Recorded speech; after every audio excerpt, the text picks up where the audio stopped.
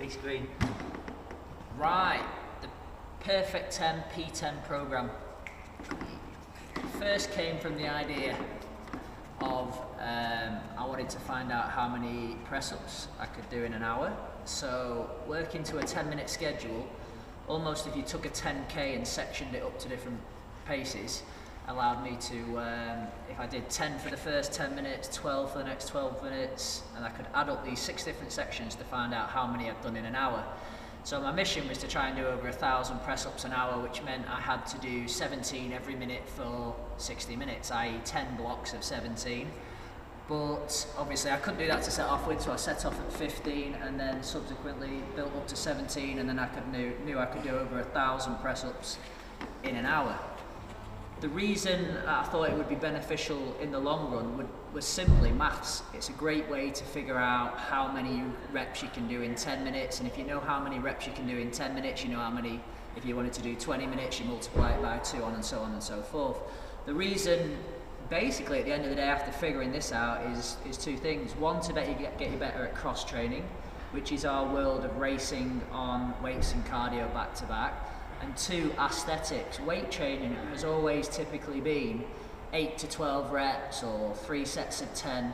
The simplicity of doing 10 minutes of either doing a minute on or 30 seconds on, 30 seconds off, or doing 5 reps at the start of every minute for 10 minutes is a very simple way to strengthen and tone or build the body, rather than working to the old school thinking of I must do X amount of reps and so on and so forth, which is great, but this simplifies it, because a lot of the things in the industry now are making very simple things complicated in the name of you have to see a personal trainer, or if you want this special all singing, all dancing technique that will fix it, you need to do these very complicated methods, and you will need to learn off X, Y and Z. At the end of the day, doing press-ups for a minute on, minute off 5 times is a fantastic way to train.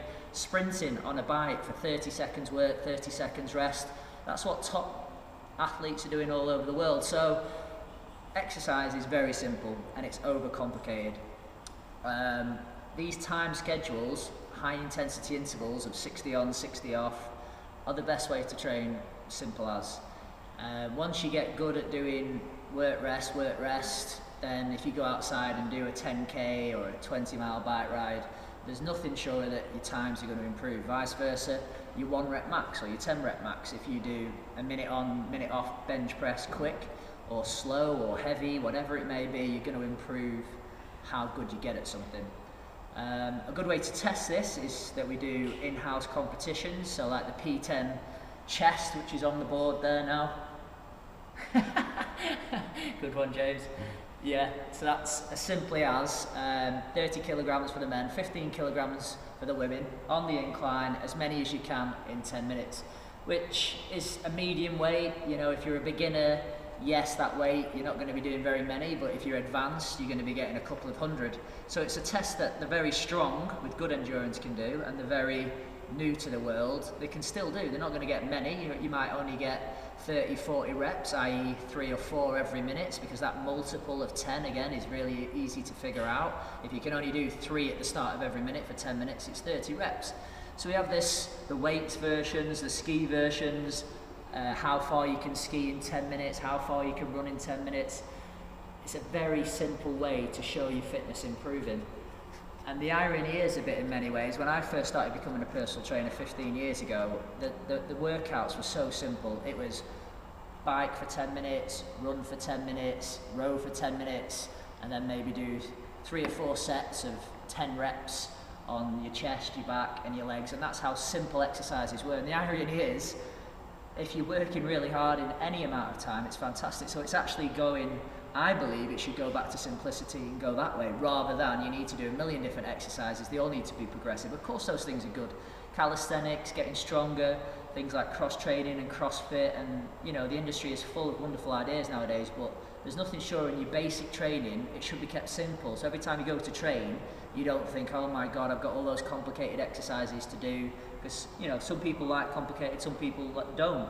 But if you set off doing the very simple exercises well, you can then build up to the complicated exercises, and everybody's different. So which level of you know, ability of exercises you want to stop at or build up to is actually up to the individual.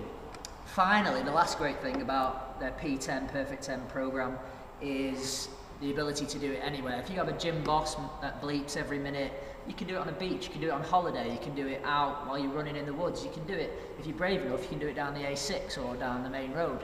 So it's a very simple thing that you can do outdoors, indoors. You can use body weight exercises, you can use weight training exercises, cardiovascular exercises, you can do things like calisthenics, the plyometrics, you can use it for flexibility. You stretch with your partner for 1 minute, they stretch you for a minute.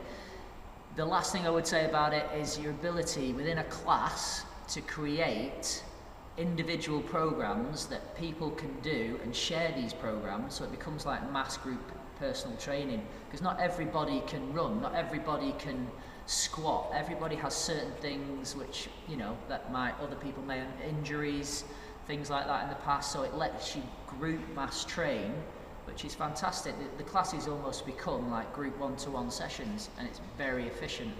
So that's just the first little video on it. You'll learn more as you go along, but anyway, cool.